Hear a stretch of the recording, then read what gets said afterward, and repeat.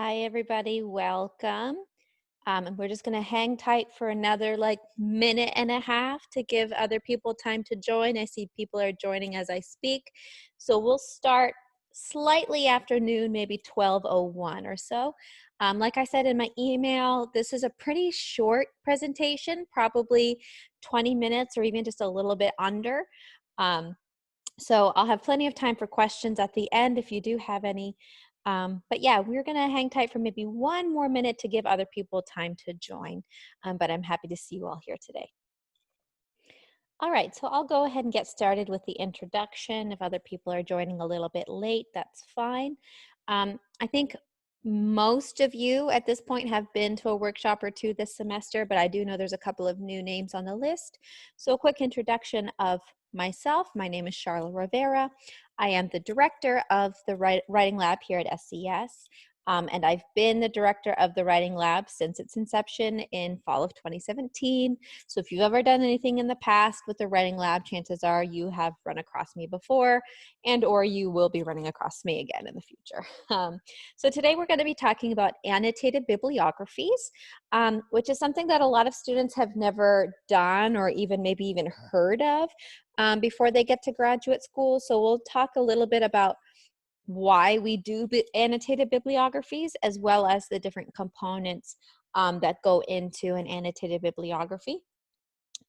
They are typically an assignment that is given to students when they are doing a longer research piece. So if you are in capstone this semester, you may have been assigned an annotated bibliography that might be due around this time. And if you are not doing capstone this semester and you're maybe thinking ahead to your capstone or another long research project, obviously this will be helpful to you as well. Just a little bit of housekeeping. Everybody who joins is automatically muted. And I do ask that you remain muted for the actual presentation part of this. I do have my chat box open. So if you have any questions while I'm going, feel free to type them in the chat and I'll respond to them as I see them.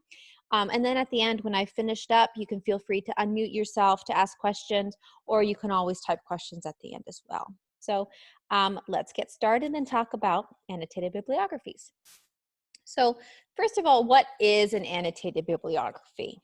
Okay, it is more than just a bibliography. So when you see the word bibliography, you think of your works cited list, your reference list that comes at the end of a longer research project, and that's absolutely part of an annotated bibliography, but the key part here is the word annotated. So it has the citations like a bibliography does, but because of the annotation, it actually also includes some short notes on the research. And when I say short, I mean generally 300 words or less. You might be looking at 1 to 3 paragraphs, short paragraphs about each source. Okay, and I'll talk about what it'll actually look like, and I will also be sending you an example annotated bibliography at the end as well. So an annotated bibliography allows you to evaluate research that has already been conducted. So you are essentially, you've collected some sources on your topic and you're reading them over and trying to decide if you're including them in your research or not. The annotated bibliography allows you to decide how this research that you're reading in preparation fits into the context of your research as well as the context of your field.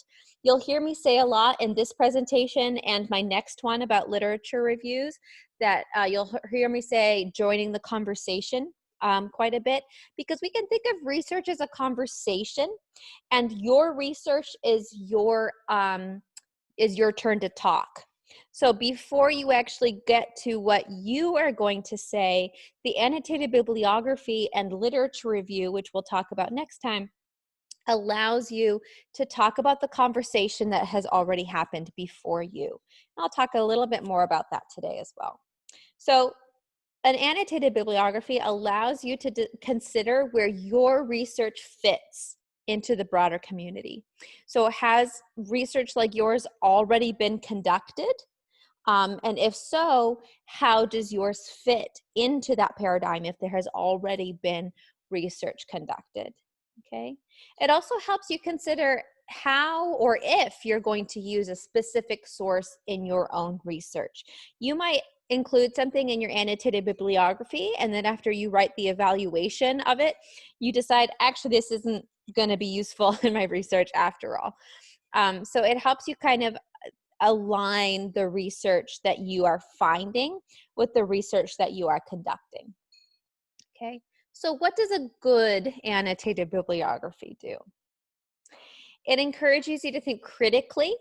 Okay, so you're thinking, you're asking yourself questions about what the researchers' intent was, what the results of their study were, whether it was successful or not. Okay, and you're thinking about where this work exists within the context of your field, as well as where they fit in relation to your own research. It also, speaking as a professor, it also proves that you have read and that you understand your sources, rather than just including a citation, just throwing a citation into your finished work, whether it shows your professor or other researchers that you've actually done your homework, so to speak. It also establishes your work as a valid source and you as a competent researcher, because you found all of these pieces and not just found them, but evaluated them and fit them into a larger context. So that shows that you have an ability to synthesize the information and have it and show how it exists in relation to other research. Like I said, here's my word conversation. And I think this is really the theme of almost every sentence I'm saying, that you are considering the context and you are using your annotated bibliography to situate your study in the context of that conversation that's already happening about your topic. Okay, so what's already been said, and that's what your annotated bibliography is doing, is helping you examine what's already been said about your topic. Okay. It also will allow others to decide whether a source will be helpful in their research. Sometimes annotated bibliographies can be published as they are. You might find in some peer-reviewed journals, you might find an article that's actually just an annotated bibliography, almost like a selection of given sources about a topic. And so if you came across one of these, then you could use that annotated bibliography to help yourself find things that would work in your own research. So they are publishable. It's rare, but they are publishable as they are. Okay. And it also provides that background information, kind of like a little summary elevator speech kind of thing, and to let researchers know if they are actually interested in a topic or not. Okay. So what are the actual components? What goes into an annotated bibliography? An annotated bibliography typically contains 3 to 4 things. And those are, of course, the actual citation. So you will use the citation of whatever style guide your professor is asking you for. So APA, MLA, Chicago Turabian, whatever your field is using. Most people at SES are using APA. People in liberal studies generally have the choice between MLA or APA, and most people in urban planning have Chicago Turabian. But I think most people, I would say 95% of the papers that I see coming across my desk at the Writing Lab are using APA. So the citation would use that particular style guide formatting.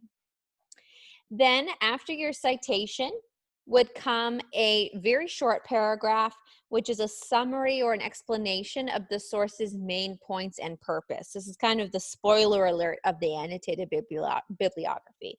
So you are going to include things like the methodology that the researchers used. You will, again, spoiler alert, have the results of the study. You're going to include all of that in the annotation itself, because it's really important to summarize what is important, what the main point was of the study. You will also, so after you've summarized Then we're going to move up in the order of thinking here and do some evaluation. So you'll think about the qualifications of the author themselves or the study itself and consider, okay, I say good or bad, but it's probably better to think about it as degree of success, especially when in terms of the study. So we're not going to necessarily say it's a bad study. Hopefully you aren't reading any truly bad studies for your research. It just might be that a methodology might be lacking, for example. So you might look at if there's any issues with methodology. Maybe their sample size was too small. They only did a case study of 2 or 3 people, and you think it would be more successful to do, you know, a different type of methodology. Other limitations to the study, whether you feel the authors were biased or not, which bias can sometimes be hard to find without doing other external digging. And you may not need to do this for every study, but if you have a very seminal study, it might be useful to look up the funding of that study, because sometimes we find that funding sources might lead to unintentional bias at times. But it is good to consider bias of the authors themselves, it could be in terms of their funding, or just bias in the research itself. There's also such thing as data bias, where the way data was collected or the way data was analyzed has some sort of bias, intended or not. So it's good to think really critically when you're doing the evaluation and really think to what degree is this study successful or usable in my own context.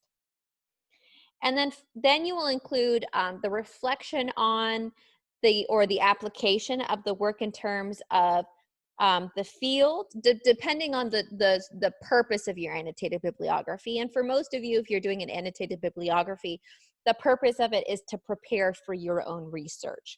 So for this last piece, you would reflect upon how you could use this information, how you could use this study in your own research. So you might say, maybe you really liked the methodology of this particular study. So you could say in your reflection part that maybe you want to replicate it. You know, you could say the methodology of this study provides a good model for da, da, da, da, da. And you could indicate that you intend to replicate the study using the same methodology. So again, just to go over it again, you're going to include a citation based on the style guide that you have been assigned. You'll do a very quick summary of the main points and the purpose of the study, the results of the study. Very quick evaluation, because remember, this whole thing, not including the citation, this whole writing part is 300 words, which is about a page. So, and you might even do less than that. So we might even be talking about, you know, 1 paragraph to do all of these things. Okay, so again, we need to keep it short. But you'll do an evaluation, and then you'll do a reflection on how it fits into your own research. Okay. So one quick tip, especially for those of you who are doing a longer paper like a capstone, you can divide the annotated bibliography into sections based on topics. So if you know that your capstone is going to be broken up into certain chapters, you could have sections in your annotated bibliography that are based on each of those chapters. Or even if you don't know how you're going to break up how you're going to break up your chapters yet, if you at least know that you want to talk about this section and this section, you can give each section a header in your annotated bibliography and include things within those sections if you want to and if it makes sense for your particular project. All right, so let's look at an actual annotation here. So we're going to start by looking at the citation and the summary piece. Okay, and then we'll talk about the evaluation and the reflection. So here's what the citation is going to look like. So here we have an APA citation from a study in 1999 talking about musical interaction therapy for children on the autism spectrum. Okay, so this is what the citation might look like in APA. And then here's the actual summary. Now, I'm not going to read the whole thing to you, but you guys can get a copy. You will get a copy of my slide deck if you really want to read this closely. But I do just want to point out that we have here highlighted in blue, we have kind of the purpose or the type of study that this is. So we see right here that this is a case study. So we know that it's going to have a very small sample size because it's a case study. Okay. And then we have where they based their argument. Okay. So they based their argument on films and everything like that. How did they assess? How did they assess the subjects in their study? And then we have the word revealed, in which they are talking about the results. You don't need to use these words, but I'm highlighting these words that you can see that within this paragraph, which I think, I haven't counted, but I think this paragraph looks to me like maybe about 120 words, give or take, that you can see we have the format of the study, the kind of the methodology and purpose of the study, as well as the actual results of the study, all in here very briefly. Okay, so that's the citation and the summary part. Then you have the evaluation, which remember is where we're evaluating the source itself, kind of on its own terms. So how did the methodology look? Is there any bias that we can see? That kind of thing. So with this one, I will actually read parts of it to you, but this one points out that the study is pretty old, 1999. Depending on the type of work that you're doing, you generally want to keep things within 10 years, just to keep things relevant. So 1999, for us to be in 2020 and using a study from 1999, that may be a little bit outdated, but there could be a reason to use a study that's 21 years old, okay? So this annotation kind of acknowledges that and says, you know, the technique they used is useful, but the field may have changed since they last did this. And that also, let me see, that they wrote it for a very specific audience that may or may not be something that we can extrapolate to other audiences. So this study does have limitations, both in terms of its age and in terms of its intended audience. But you can decide as the researcher yourself if something is still usable even despite its limitations, because you're never going to find an absolutely perfect study. There's always going to be some sort of limitation that's included, okay? So this is where we can talk about, okay, yeah, this had limitations, but I can still use it, and this is how. Okay, so this research is useful in looking to background information. So maybe if you were in your research exploring the history or evolution of different types of therapies for students on the autism spectrum, then you might find this very useful in that case. Or maybe you could model a methodology. You know, it says presented a basis for this technique and outlined its initial development. So this case would be useful in further trials when paired with more recent research. So you could take some of their methodology or some of their thinking and maybe update it for 2020. Okay, so just because something is old doesn't mean you can't use it, but you might need to justify it a little bit more to talk about why you actually are using something that might be a little bit outdated. Okay, so for some reason, Zoom is not allowing me to send files in my chat anymore. I'm not really sure why. So when I email everybody with the slide deck and the recording of the video, I will also include an example annotated bibliography so that you can see what this would actually look like on paper, so to speak. But the important part is the content, that you include the citation, the summary, the evaluation, and the reflection. Okay. All right. See, I told you about under 20 minutes, and here we are at 12:19. So if anybody has any questions, you can feel free to ask. This is basically the end of the information part. So if you need to jump off and go eat a sandwich or something before your next meeting, feel free. But I will hang out for 2 or 3 minutes to see if there's any questions. You can type them in the chat or you can unmute yourself. I'll hang out for a few minutes.